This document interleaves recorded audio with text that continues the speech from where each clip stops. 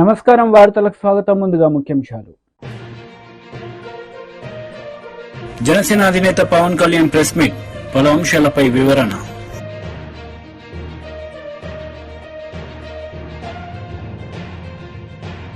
మాజీ మంత్రి Gudivada Amarnath press meet, పలు అంశాలపై వివరణ. Janasena leader Pawan Kalyan press meet నిర్వహించారు. ఈ సందర్భంగా పలు అంశాలపై ఆయన మాట్లాడారు. వీటన్నిటికీ మీకు నిధులు కొరత, అంతే కదా, బేసిక్ నిధులు కొరత.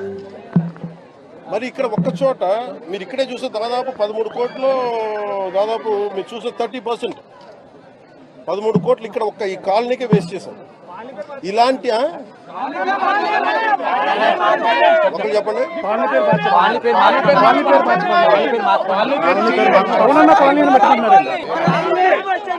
ఇది కాలనీ పేరు మార్చుకోవడం మీరు అందరూ కోరుకొని, అలాగే మీరు అందరూ కోరుకొని. ఒక నిమిషం, కాలనీల పేర్లు ఎందుకు నాయకుల పేర్లు ఉండకూడదు చెప్తా. వాళ్ళ జేబులో డబ్బులు కాదు. అందుకని మనం చేయాల్సిందంటే నేల కోసం పనిచేసిన నాయకుల పేర్లు పెడితే మంచిది. అదే మన జాతీయ నాయకులు చాలా మంది ఉన్నారు, రాష్ట్ర స్థాయి నాయకులు ఉన్నారు, పిఠాపురం మహారాజు గారు ఉన్నారు. అలాంటి గొప్ప మహానుభావుల పేరు పెడితే మంచిది. నిజంగా అలాంటివి కోరుకుంటాం.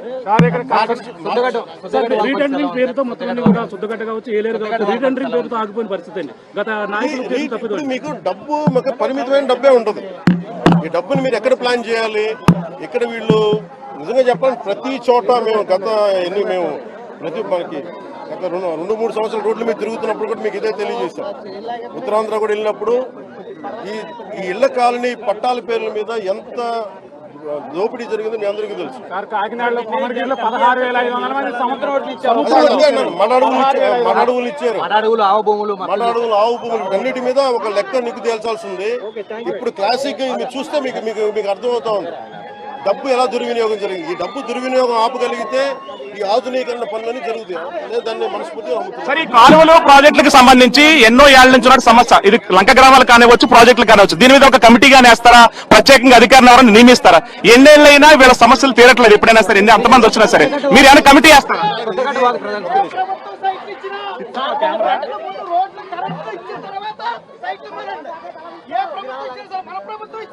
కరెక్ట్, నేను అది ఏకీపిస్తాను నీ మాట. నిజంగా ఇన్ఫ్రాస్ట్రక్చర్, కరెంటు, లైట్లు, నీళ్లు, డ్రైనేజ్ లేకుండా లేఅవుట్లు వేయకూడదు.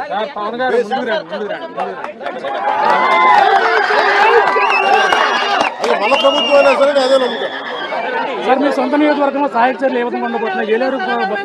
ఇది నేను ముందు నుంచి కూడా అధికారుల సంసిద్ధత ఎలా ఉంది, ఏ స్థాయిలో ఉంది అనేది ఫస్ట్ నేను ముందు నుంచి ఫోన్లో మాట్లాడుతున్నాను. ఈ రోజు వచ్చి మొత్తం చేశాను అన్ని.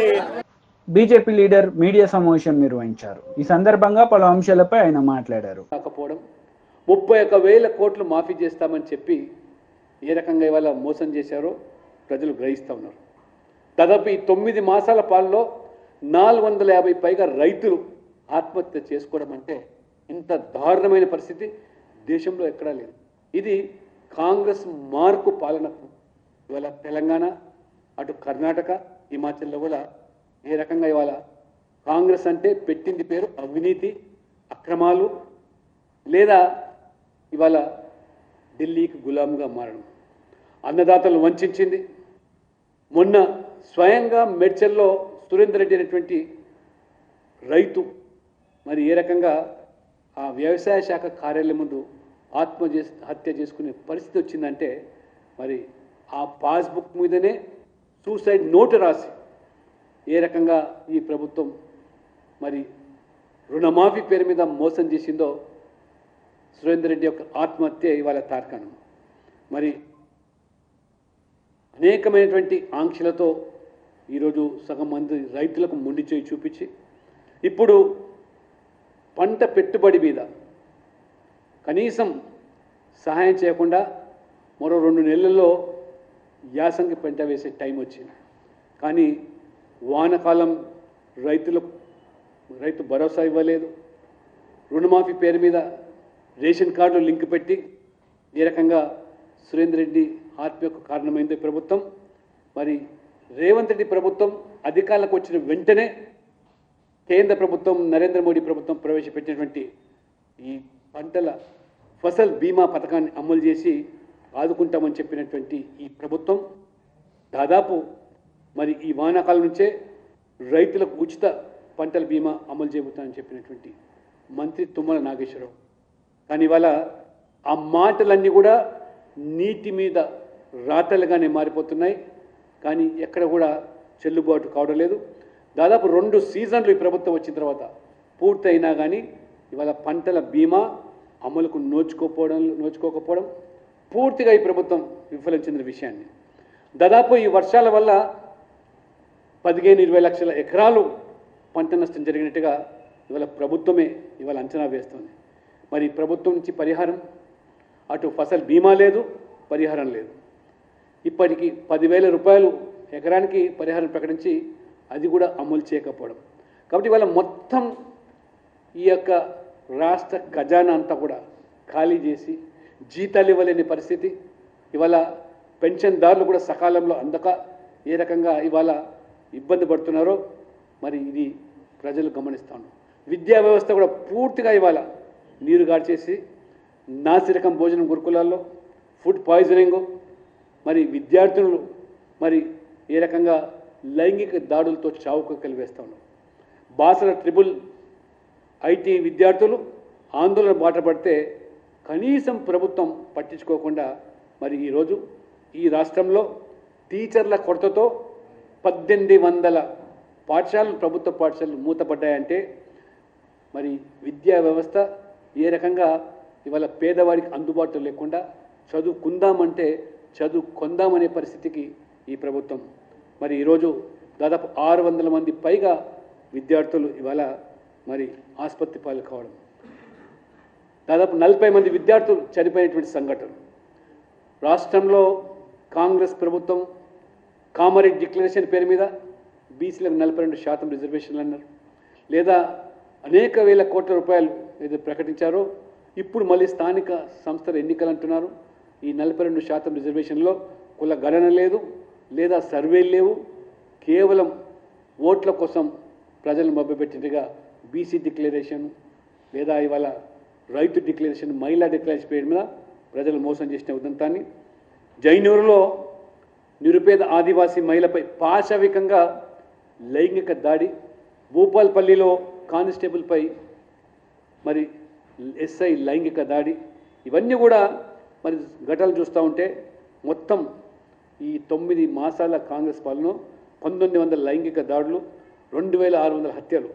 మరి ఇప్పటికైనా ముఖ్యమంత్రి గారు కళ్ళు తెరిచి కేవలం మాటల తూటాలతో కాదు, పత్రికల్లో ప్రకటనలతో కాకుండా ఆచరణలో మరి ఇవాళ మరి మీరు ఇచ్చిన హామీలు కానీ, గ్యారెంటీలు కానీ, శాంతి భద్రత సమస్యలు కానీ మీరు మొద్దు నిద్ర వీడనాడి ఆ రకంగా ప్రభుత్వం ప్రజాక్షేత్రంలో ప్రజల అవసరాలు తీర్చడంలో మరి పనికి శ్రీకారం చుట్టాలని చెప్పి కూడా భారతీయ జనతా పార్టీ డిమాండ్ చేస్తూ, రాజకీయాల కోసం బీఆర్ఎస్ కాంగ్రెస్ పోటీపడి ఆరోపణలు ప్రత్యారోపణలు తప్పితే గతంలో బీఆర్ఎస్ వైఫల్యాల పట్లనే ప్రజలు విసుగు చెంది మీకు అవకాశం ఇస్తే మరి ఇవాళ సంవత్సరం పూర్తి కాలేదు, ప్రజల్లో ఈ ప్రభుత్వం పట్ల వ్యతిరేకత.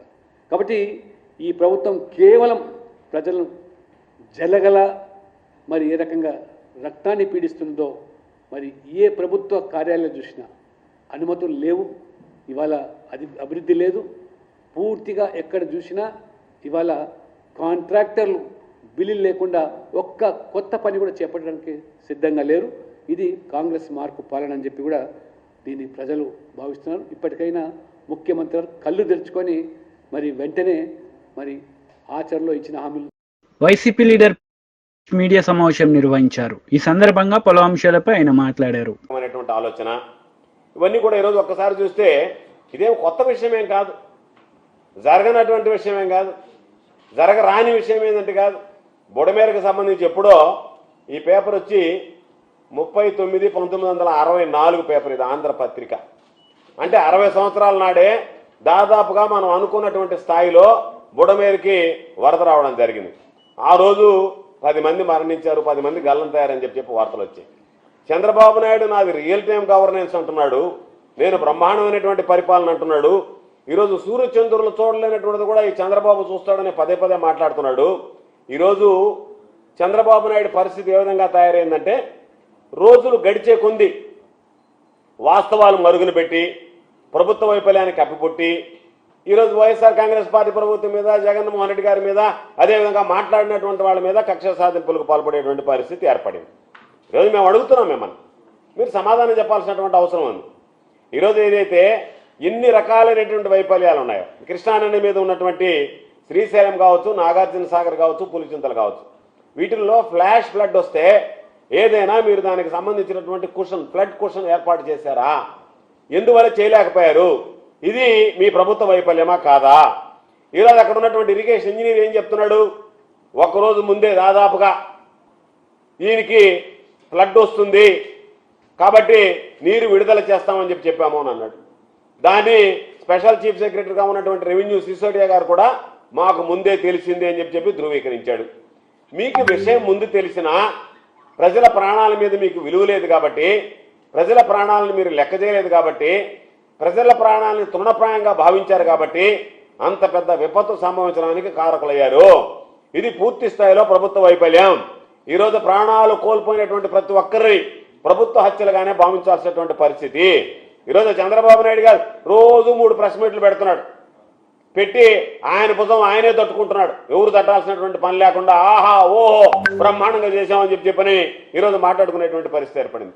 మీరు ఎందువల్ల ఈరోజు పాపం ప్రజలని ముందుగా తరలించలేకపోయారు? మీకు తరలించడం చేతగా లేదు. మీ రెవెన్యూ సెక్రటరీ చెప్పాడు 2 లక్షల మందిని ఎక్కడ తరలిస్తామని. కనీసం అప్రమత్తం చేశారా?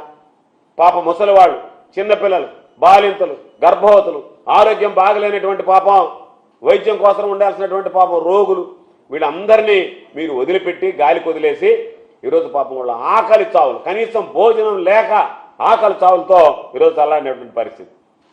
విషయం ఏంటంటే చంద్రబాబు నాయుడు పాపం ఆ ప్రాంత ప్రజలని పునరావాస కేంద్రానికి తరలించలేకపోయాడు. కానీ చంద్రబాబు మాత్రం తన అక్రమ కట్టడం నుంచి పునరావాస కేంద్రానికి తరలి వెళ్ళిపోయాడు కలెక్టర్ ఆఫీస్కి. మొట్టమొదటిసారిగా ఒక రాష్ట్ర ముఖ్యమంత్రి పాపం ప్రజలను నీళ్లలో ముంచి వాళ్ళని వరదపాలు చేసి వాళ్ళ బ్రతుకులన్నీ బుగ్గిపాలు చేసి పాపం ఆయన మాత్రం ఆయన ఉన్నటువంటి అక్రమ కట్టడం దగ్గర నుంచి కలెక్టరేట్ దగ్గరికి వెళ్ళి ఒక పునరావాస కేంద్రంలో ఒక బస్సులో తలదాచుకున్నాడు. బాగానే ఉంది.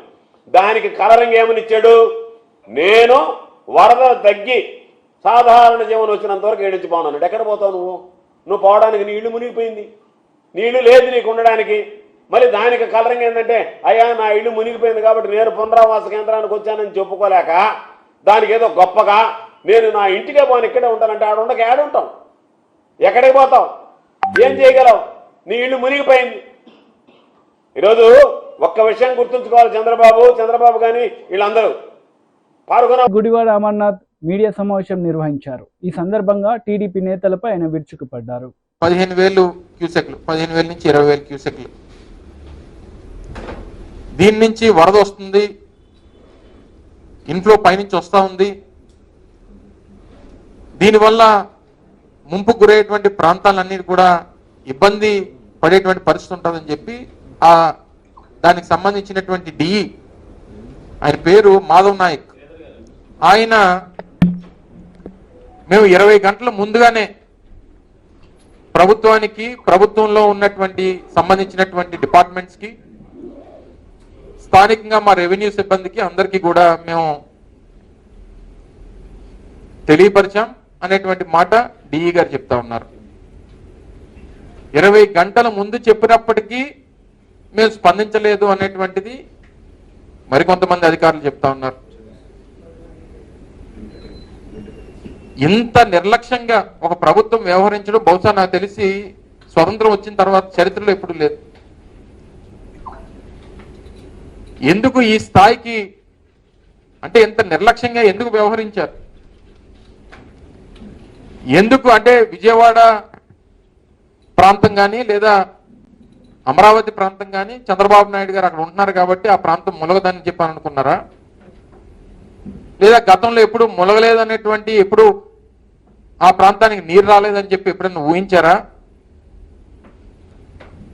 ఇంత నిర్లక్ష్యంగా ఎలా వ్యవహరించారు అనేటువంటి దానికి ప్రజలకి డెఫినెట్ గా సమాధానం చెప్పాల్సినటువంటి బాధ్యత ఈ ప్రభుత్వం మీద ఉంది. ముఖ్యంగా మీకు ఒక అంటే ఈ ప్రభుత్వంలో ఉన్నటువంటి ప్రముఖ అధికారులు, రెవెన్యూకి సంబంధించినటువంటి ప్రిన్సిపల్ సెక్రటరీ కానీ, లేదా దానికి సంబంధించినటువంటి ఇరిగేషన్ డిపార్ట్మెంట్కి సంబంధించినటువంటి డిఈ గారు కానీ, లేదా సంబంధించినటువంటి ఆ జిల్లా కలెక్టర్ గారు కానీ చెప్పినటువంటి విషయాల్ని ఒకసారి మీకు వారు మాట్లాడినటువంటి మాటల్ని ప్లే చేసి వినిపిస్తాను. ఒకసారి మీరు అందరూ కూడా మీ ద్వారా ప్రజలు వారు ఏ మాటలు చెప్పారో, వీరు ఏ రకంగా స్పందించారో అనేటువంటి దానికి, ఈ ప్రభుత్వం ఏ రకంగా స్పందించినటువంటి దానికి ఒక ఉదాహరణ తెలుస్తుంది అనేటువంటి ఉద్దేశంతో మీ ముందుకి వారు మాట్లాడినటువంటి మాటలన్నింటినీ కూడా ఒకసారి మీ ముందు ప్లే. కానీ 2 లక్షల కుటుంబాలను మేము తరలించడం ఇది సాధ్యమా కాదా అనేటువంటి దాంట్లో అసలు ఇది పాసిబుల్లా కాదా అనేటువంటి ఉద్దేశంతో వదిలేసామని చెప్పి చెప్తున్నటువంటి మాట. ఒకవేళ చెప్తే ఎక్కడ ప్రజలు పానిక్ అయిపోతారని చెప్పి మేము చెప్పలేదని చెప్పి మాట్లాడుతూ ఉన్నారు. ఇది ఎక్కడో పోనీ కొండల మధ్య, లేకపోతే సహాయం అందించేటువంటి దానికి అవకాశం లేనటువంటి ప్రాంతాల్లో, లేదా సెల్ ఫోన్లు సిగ్నల్ లేనటువంటి ప్రాంతాల్లో, లేదా మనం వెళ్ళి వాళ్ళని కాపాడి తీసుకొచ్చేటువంటి దానికి అవకాశం లేనటువంటి ప్రాంతాలు అయితే సరే, వారు చెప్పిన దానికి అది సరే సాధ్యపడదేమో, అవకాశం లేదేమో అని చెప్పి చెప్పుకోవడానికి. విజయవాడ నడిబొట్టున జరిగిందండి. విజయవాడ పరిసర ప్రాంతాల్లో నాకు తెలిసి కొన్ని వందల ఫంక్షన్ హాల్స్, కొన్ని వందల కమ్యూనిటీ హాల్స్, అనేక రకాలైనటువంటి కళ్యాణ మండపాలు, హోటల్స్ కొన్ని వందలు ఉన్నాయి. సరే 2 లక్షల మంది కాదు, 1 లక్ష మందిని కాపాడాలి కదా. అంటే ఇలా విపత్తు ఉంది, ఇంత నీరు వస్తుంది, వీళ్ళు మునిగిపోతారని చెప్పి తెలిసినా సరే, సరే పోతే అందరినీ పోనేలే అని చెప్పి వదిలేస్తారా? ఆయనేమో మేము ముందు రోజే చెప్పాము వరద వస్తుందని చెప్పి, నీరు వదలాల్సినటువంటి పరిస్థితి వస్తుందని చెప్పి మేము ముందుగానే చెప్పామని చెప్పి సంబంధించినటువంటి డిఈ గారు చెప్తారు. సంబంధించినటువంటి ఎంఆర్ఓలకి అందరికీ కూడా మేము తెలియపరిచామని చెప్పి ఇరిగేషన్ డిఈ చెప్తారు. జిల్లా కలెక్టర్ గారేమో మాకు సంబంధించినటువంటి ఏ రకమైనటువంటి అలర్ట్ మాకు లేదని చెప్పి జిల్లా కలెక్టర్ గారు చెప్తారు. ఏంటిది ఈ కోఆర్డినేషన్ లేకపోవడం ఏంటి? ఇంత పెద్ద ఎత్తున వరద వచ్చి ఇన్ని వేల క్యూసెక్లు నీరు వస్తున్నటువంటి సందర్భంలో మీకు ముందుగానే తెలిసి కనీసం ప్రజల్ని రక్షించాల్సినటువంటి బాధ్యత మీకు లేకపోవడం అనేటువంటిది ఎంతవరకు సమంజసం? ఏదైనా తెలియక ఎవరన్నా ప్రాణాలు పోతేనో, తెలియక ఎవరన్నా ప్రాణం వదిలేస్తేనో అది ప్రమాదంగానే చూస్తాం మనం. కానీ తెలిసి ప్రాణాలు పోయాయి, డెఫినెట్ గా ప్రభుత్వ హత్యలు మాత్రమే అనేటువంటి విషయాన్ని ఈ సందర్భంగా చెప్పక తప్పదు. సన్నగా వరద వచ్చో, లేకపోతే ఏ తుఫాన్ వచ్చో, లేకపోతే ఇంకోటి వచ్చో ప్రాణాలు పోతే సరే ప్రమాదం. మాజీ మంత్రి హరీష్ రావు మీడియా సమావేశం నిర్వహించారు. ఈ సందర్భంగా పలు అంశాలపై ఆయన మాట్లాడారు. 45% 30% తగ్గించండి అని ఒకటి చెప్పాం. 2 పన్నుల వసూలు చేయడంలో లీకేజీని అరెస్ట్ చేసి, ఎక్కడ కూడా రాష్ట్రానికి వచ్చే పన్నుల్లో అవినీతి లేకుండా, లీకేజీ లేకుండా ప్రతి పైసాను రాష్ట్ర ప్రభుత్వ ఖజానాకు వచ్చేటట్టు చేస్తే దానికి 2.5% వెయిటేజ్ మాత్రమే ఉన్నది. మేము బాగా పనిచేస్తున్నాం. కొన్ని రాష్ట్రాలు అసలు పన్నులే సరిగా వసూలు చేయి, అవినీతి, అక్రమాలు, లీకేజ్ ఉంది. మరి వాళ్ళకేమో ఇన్సెంటివైజ్ అవుతుంది. మేము ప్రతి పైసా ఖజానాకు తెస్తే మాకు నష్టమవుతుంది.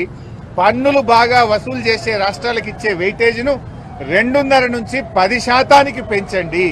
తద్వారా రాష్ట్రాల మధ్య పోటీ పెరుగుతుంది, రాష్ట్రాల ఆదాయం పెరుగుతుంది అనేటువంటి విషయాన్ని ఆర్థిక సంఘం దృష్టికి తేవడం జరిగింది. అదేవిధంగా స్థానిక సంస్థలకు కూడా గ్రాంట్ పెంచండి. కనీసం స్థానిక సంస్థలు, అది rural local bodies, urban local bodies కు 50% పెంచాలని చెప్పి కూడా మేము వారిని కోరాం.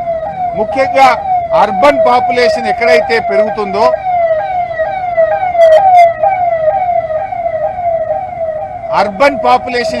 పెరుగుతుందో, ఆ రాష్ట్రాల గ్రాంట్స్ తగ్గుతా ఉన్నాయి. తెలంగాణలో పట్టణీకరణ వేగంగా జరుగుతూ ఉంది కనుక తెలంగాణ లాంటి రాష్ట్రం నష్టపోకూడదు. అందువల్ల స్థానిక సంస్థలకు గ్రాంట్ 50% పెంచండి, పట్టణీకరణ ఎక్కువైతున్న రాష్ట్రాలకు నష్టం జరగకుండా కూడా చూడాలని చెప్పి కూడా మేము చెప్పడం జరిగింది. అదేవిధంగా కరోనా సమయంలో కేంద్ర ప్రభుత్వం మరి క్యాపిటల్ ఎక్స్పెండిచర్ ఎక్కువ చేయాలని, ఎకానమీ పెరగాలని, ఉద్యోగాల కల్పన జరగాలని అధిక అప్పులను రాష్ట్రాలకు ఇచ్చి ఖర్చు పెట్టించారు. అది రాష్ట్రాలకు భారంగా మారింది. ఆ అప్పులను కేంద్రమే తీసుకునే విధంగా రికమెండేషన్ ఇవ్వాలని చెప్పి కూడా మేము కోరడం జరిగింది. అదేవిధంగా తెలంగాణ మరి ఒక ప్రత్యేకమైన పరిస్థితి. కృష్ణా గోదావరి నదులు 70 మీటర్ల నుంచి 150 మీటర్ల ఎత్తులో ప్రవహిస్తుంది. తెలంగాణ ప్రాంతమంతా కూడా మరి 300 నుంచి 600 మీటర్లలో తెలంగాణ భూభాగం ఉంటుంది. ఈ ప్రాంతానికి నీళ్లు రావాలంటే లిఫ్ట్ ఇరిగేషన్ తప్ప ఇంకొక మార్గం లేదు. అందుకే కేసీఆర్ గారి నాయకత్వంలో పెద్ద ఎత్తున రాష్ట్రంలో లిఫ్ట్ ఇరిగేషన్ ప్రాజెక్టులు కట్టాం. తద్వారా మనము పెద్ద ఎత్తున పంటలకు సాగునీరిచ్చి వ్యవసాయ విస్తరణ జరిగింది. దేశంలోనే అత్యధిక వరి పంట పండే రాష్ట్రంగా కేసీఆర్ గారు తెలంగాణను మార్చిన విషయాన్ని ఆర్థిక సంఘం దృష్టికి తీసుకుపోయాం. అందువల్ల ఈ లిఫ్ట్ ఇరిగేషన్ స్కీముల మెయింటెనెన్స్ కు కనీసం ఒక 40,000 కోట్ల రూపాయలు కేటాయించాలని 16వ ఆర్థిక సంఘంను కోరాం.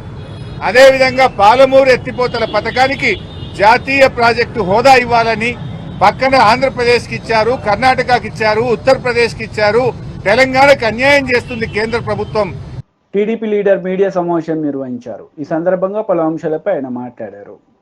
వచ్చారు అమరావతిలో ఇన్సైడ్ ట్రైనింగ్ అంటారు, అమరావతిలో ఏదో తప్పు జరిగిపోయిందంటారు, లక్షల కోట్లు తప్పు జరిగిందంటారు.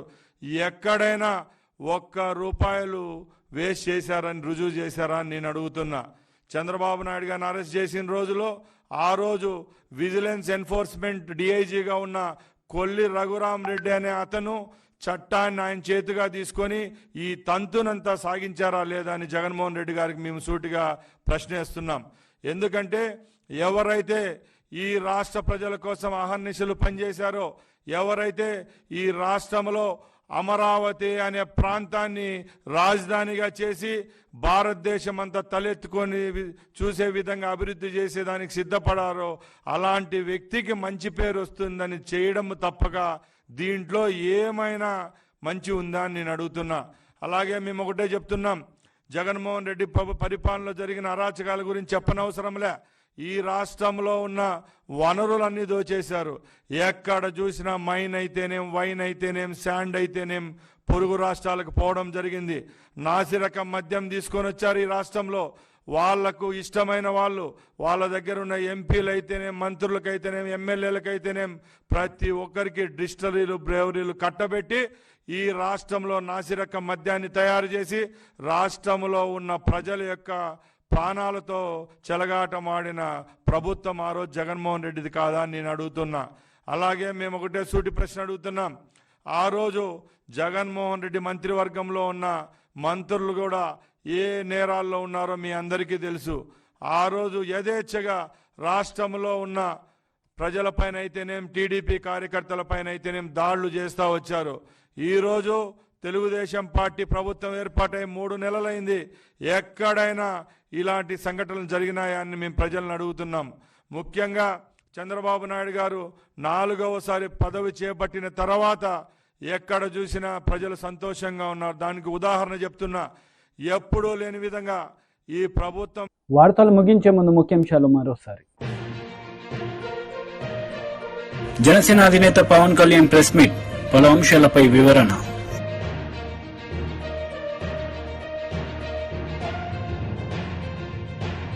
మాజీ మంత్రి గుడివాడ అమర్నాథ్ ప్రెస్ మీట్, పలు అంశాలపై వివరణ. ఈ వార్తలు ఇంతటితో సమాప్తం. తిరిగి ప్రసారమయ్యే వార్తల్లో మళ్ళీ కలుద్దాం. అంతవరకు సెలవు. నమస్తే.